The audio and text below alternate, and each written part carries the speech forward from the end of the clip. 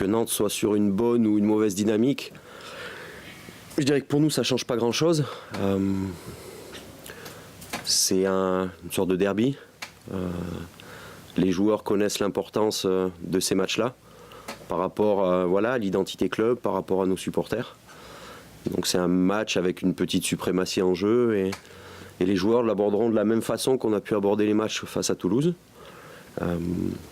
Avec un esprit conquérant, même si ce match se dispute à l'extérieur. Et vous convoquez l'esprit conquérant, mais est-ce que vos joueurs qui restent sur une belle partie contre l'Orient et sur des louanges qui sanctionnaient leur jeu, risquent-ils pas de se décompresser un tout petit peu?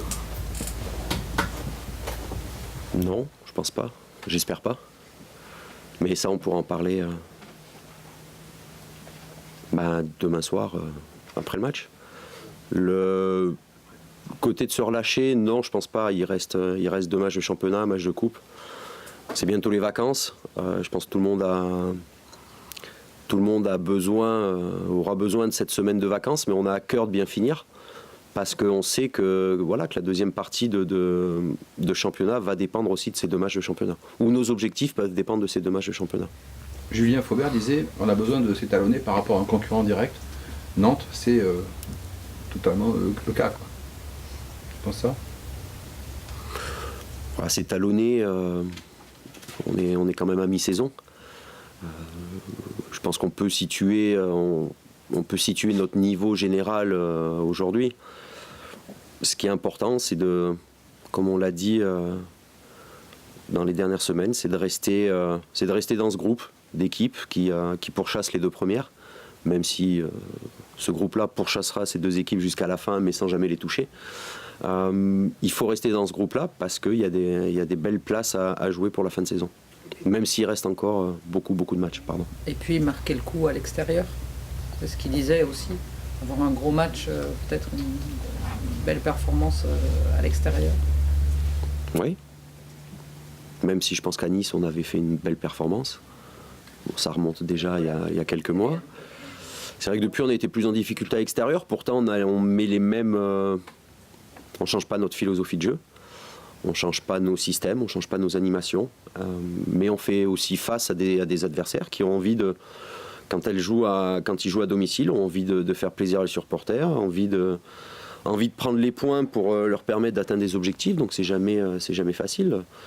C'est nous, ce qu'on éprouve en allant à l'extérieur, c'est un petit peu ce qu'éprouvent toutes les équipes qui sont venues jouer à Chabannes depuis le début de saison. C'est une équipe qui marque peu, qui encaisse peu de buts. Vous attendez un match différent de ceux de Marseille ou même de Lorient? On ne sait jamais avant. Nantes, même en étant un bloc relativement défensif, a produit beaucoup de jeux à Paris. Aurait certainement mérité beaucoup mieux à Paris. Donc c'est une équipe, c'est pas parce qu'un bloc peut être bas au départ que l'équipe ne peut pas avoir des ambitions offensives dans le match. Alors justement, sur ce match à Paris, ils s'estiment spoliés, volés.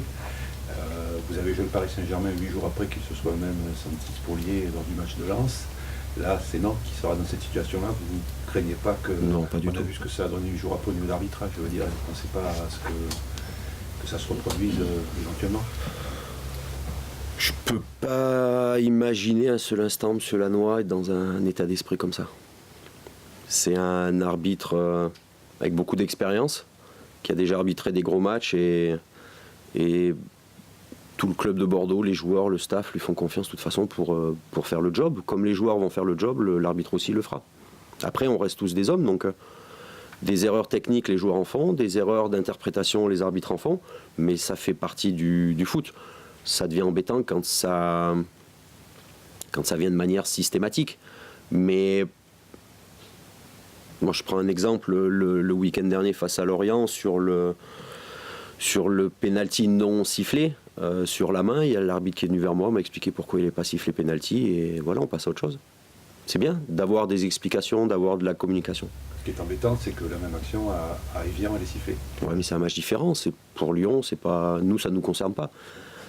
Mais ce sont des interprétations, et l'interprétation dépend de l'état d'esprit, dépend du moment, dépend de plein de choses.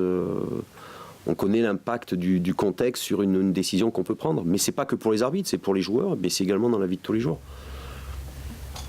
Après le match contre Lorient, vous disiez que c'était le match le plus abouti offensivement. Oui. Est-ce que votre équipe peut passer un cap justement dans ce style-là, dans ce que vous lui demandez? Est-ce que ça valide justement ce que vous lui demandez? Peut passer, en tout cas c'est ce qu'on espère avec le staff. C'est que l'équipe garde ce qui était bien contre Lorient et capitalise là-dessus. Même si on sera sur un match à l'extérieur, face à une équipe qui se livre peut-être un peu moins, mais qui a d'autres qualités. Mais ça valide aussi le discours que vous répétez depuis le début de la saison, de renverser une situation comme ça, avec beaucoup d'attaques, beaucoup d'occasions, d'initiatives, c'est important aussi. De toute façon, changer un petit peu de façon de voir le foot ou de philosophie de jeu, même si c'est des grands mots, faut pas. Ça prend toujours un petit peu de temps. On savait que ça allait prendre un petit peu de temps, alors parfois ça marche, comme face à Lorient, parfois un peu moins, comme face à Metz, mais ça reste c'est le football qui veut ça. Après, on essaie de travailler dur tous les jours, justement, pour que ça se reproduise le plus souvent possible. Le résultat du match contre Nantes devrait rendre le match contre Lyon plus ou moins décisif. Est-ce que ça peut compter, ça compte déjà dans les têtes avant le match ou pas? Une défaite à Nantes rendrait le match de Lyon très très important, et une victoire à Nantes rendrait le match face à Lyon très très important. Oui, mais ça permettrait de peut-être espérer finir devant Lyon à la trêve, une victoire contre Lyon. On n'est pas dans un débat de se dire avant la trêve, il faut être devant telle ou telle équipe. Je crois que ce qui est important, c'est de continuer à prendre des points, parce qu'on est à peine à mi-saison. Donc pour l'instant, de savoir qui est devant ou qui est derrière n'est pas important. Ce qui est important, c'est de savoir le nombre de points qu'on prend et surtout ce qu'on met dans nos matchs pour prendre ces points-là. Mais les deux de devant, on ne peut pas les rattraper, c'est pas possible. Ça va être compliqué. C'est compliqué. Ça va être compliqué. Même si Paris... Sauf s'ils s'effondrent complètement, mais connaissant les joueurs de Paris, connaissant les joueurs de Marseille, connaissant les entraîneurs, ça m'étonnerait. Quand on est coach, tactiquement, c'est compliqué de gérer le cas Diabaté actuellement. C'est au jour le jour. Il n'y a rien de plus facile que de gérer le cas de Cheikh Diabaté. Quand on lui demande de jouer, il joue. Quand on lui demande de s'asseoir sur le banc, il s'assoit sur le banc. Et quand on lui demande de rentrer, il rentre. C'est comme tous les autres joueurs. C'est un joueur qui le dit lui-même, il parle peu. Mais c'est un amoureux du foot. C'est quelqu'un qui vit pour le foot, qui vit pour marquer des buts. Et on voit même que cette année, il fait même plus que marquer des buts. Il prend part aussi au jeu. C'est ce qu'on attend de lui. Et après, il y a des problématiques de genoux. Mais on les connaît, enfin, je les connaissais avant de venir. Elles devront être résolues un jour. À savoir quand. Ça, c'est une question, on peut pas encore répondre. Mais en termes de gestion du cas Diabaté, si c'était ma plus grosse problématique, je passerais des bonnes nuits. Il a été à Marseille. Justement, il a des super. On va essayer sur Cheikh Diabaté. Il a des il fait son meilleur début de saison de sa carrière. Il a des stats incroyables, deuxième meilleur ratio après Zlatan. Ça vous surprend? On peut toujours être surpris. On peut toujours être surpris par de bonnes performances. On peut être surpris par de mauvaises performances. Après, Cheikh, on sait que c'est un joueur qui marque toujours des buts. Il peut pas faire 50 matchs dans l'année, mais quand il joue, généralement, il marque des buts. Donc nous, notre travail, c'est de le mettre dans les meilleures conditions. C'était notre volonté aussi, comme je dirais ces derniers mois, que ce soit avec des joueurs comme Thomas Touré, comme Wabi Kazri, comme Diego Roland, de lui adjoindre autour de lui des joueurs, je dirais peut-être plus rapides, toniques, et que lui, je dirais, bénéficie des qualités de ces joueurs-là pour marquer des buts, parce qu'on sait que devant la cage, il n'y a pas grand monde qui peut rivaliser avec lui en France. Il a quand même un jeu dans les 25 derniers mètres adverses qui est impressionnant. Ouais, et justement, donc on parlait de son style, et il nous a quand même dit qu'il avait des très grandes jambes, et Julien Faubert était un peu d'accord avec ça, et que c'était peut-être ça qui faisait la différence de son jeu. Parce qu'on a regardé, c'est pas une stat officielle, mais je crois qu'il a quand même les plus grandes jambes du championnat. capitalise? Pour le technicien, entraîneur des Girondins de Bordeaux, la taille de ses jambes, pas forcément la... Je ne vais pas dire que c'est une qualité ou un défaut, j'en sais rien. Je sais pas, j'ai vu la sœur Adriana Carambeu qui a des très grandes jambes aussi, il faudrait peut-être lui la présenter, j'en sais rien. Mais quelle que soit la taille de ses jambes, en tout cas, il les utilise bien. Et aujourd'hui, on n'a pas envie, enfin, avec le staff, avec le club, on n'a pas envie de mettre tel ou tel joueur en avant par rapport aux autres, parce qu'on se considère tous importants de la même façon. Mais on va dire que Cheikh répond vraiment à nos attentes et même au-delà. Il est parti, donc il a consulté à Marseille mardi, je crois. Oui. C'était à votre demande? Comment...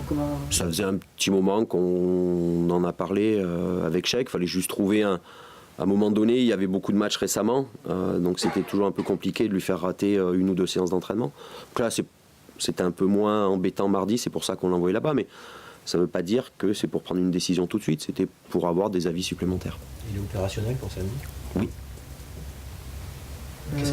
Qu'est-ce que ça vous a appris de plus, justement, cette consultation? Rien. Rien. Non, rien. C'est le constat est le même. Les spécialistes sont plutôt tous d'accord sur le diagnostic. Après, c'est toujours la question de savoir quel est le traitement.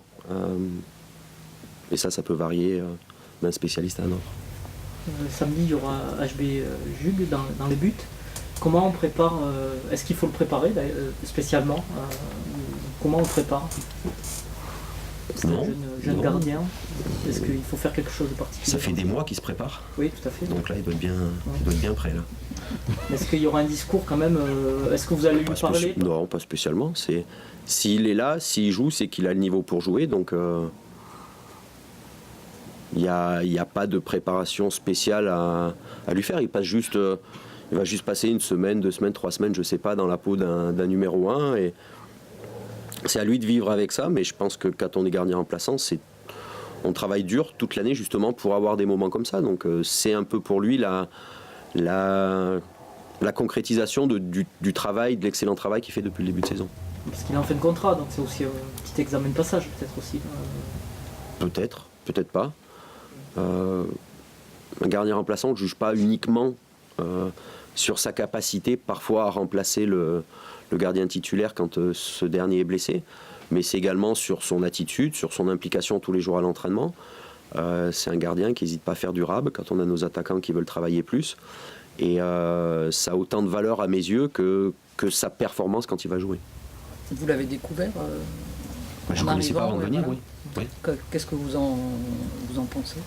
C'est un très bon état d'esprit. C'est peut-être pas le gardien le plus mobile, mais techniquement, pour un gardien, c'est très bon. C'est une technique qu'on pourrait qualifier un petit peu technique de l'Est. Il ressemble beaucoup aux gardiens russes, qui sont des gardiens, voilà, qui peu de fioritures, mais techniquement qui sont très bons.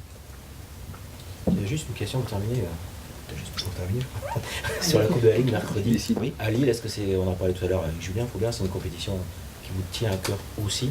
Parce qu'il disait que vous êtes tellement compétiteur qu'il n'est pas question de dire qu'il y a une compétition qui est plus importante que l'autre pour vous. Aujourd'hui, on ne peut pas dire que le championnat est plus important que la Coupe de la Ligue, tout simplement, c'est parce qu'aujourd'hui, on n'est qu'à mi-saison. Même si on est bien placé en championnat, on ne sait pas ce qui peut se passer dans 2 mois, dans 3 mois. Donc aujourd'hui, il n'y a pas une compétition qui est plus importante que l'autre. Et il y en aura même une 3e à partir de début janvier. Coach, est-ce que vous avez eu l'occasion de visiter votre nouveau stade? Oui. Il vous plaît? J'ai pas un esprit, je dirais, d'artiste qui peut s'imaginer les choses, comment elles vont être quand elles seront finies. Donc quand j'étais le voir, malheureusement, je voyais beaucoup de béton, je voyais des grues, je voyais des tractopelles. Donc j'ai du mal à me l'imaginer fini. Mais comme tout nouveau stade, ça sera un formidable écrin pour le club. Un bel outil de promotion. Peut-être pour attirer de nouveaux joueurs aussi. Et puis peut-être pour faire franchir un cap au club. Le match de Paris hier soir, juste un mot, est-ce que vous l'avez vu? Est-ce que ça change quelque chose dans la saison de Paris Saint-Germain, cette première défaite par rapport à C'est pas à moi qu'il faut poser la question. Je crois que j'ai lu un petit peu la presse ce matin. Les joueurs sont unanimes pour dire que ça ne changera rien. Ils ont simplement perdu un match contre Barcelone à Barcelone. C'est à chaque fois qu'il y avait une équipe qui allait à Barcelone et perdait à Barcelone, devait voir sa saison anéantie, les championnats se joueraient à 2, à 3, comme les Champions League d'ailleurs. Il n'y a aucune honte à perdre à Barcelone, même si peut-être le Barcelone de hier soir était peut-être prenable, mais ils y ont été que pour jouer la première place du groupe. Ils n'y ont pas été pour se qualifier. L'état d'esprit, les petits pourcents qu'on peut mettre en plus dans chaque effort, c'est différent. Ils y ont été en étant déjà qualifiés. Et ça, c'est le plus important pour Paris, c'est d'être qualifié. Après, forcément, ils auraient aimé être premiers. C'est aussi peut-être une question de prestige en Europe par rapport aux grands clubs européens. Mais l'entraîneur Laurent Blanc, comme les joueurs, savent très bien que le plus important, c'est pas forcément la victoire à Barcelone, mais c'est ce qui va se passer dans les prochains mois. C'est quelle équipe ils vont rencontrer en 8e, quelle équipe ils vont rencontrer en quart, et comment ils vont battre ces équipes-là. Et voilà, et en tant que technicien français, j'espère qu'ils iront le plus loin possible, qu'ils prennent Porto, le Bayern, Chelsea ou n'importe quelle autre équipe. Je leur souhaite d'aller le plus loin possible. Il y avait la symbolique d'être invaincu, d'être le dernier club invaincu en Europe. C'est le genre de choses qu'on oublie complètement, ça, au moment du coup d'envoi. C'est-à-dire c'est des commentaires d'observateurs, mais pas forcément de... Est-ce que ça peut être une motivation pour les joueurs, pour le staff? Non. Je sais pas. Je suis pas dans cette situation-là avec Bordeaux.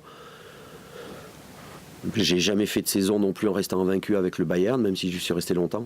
Le plus important, c'est où est-ce qu'on arrive à la fin. Et les joueurs peuvent y penser de temps en temps, mais je pense qu'une fois qu'ils rentrent sur le terrain, ils pensent pas à rester invaincus, ils pensent plus à gagner leur match à chaque fois.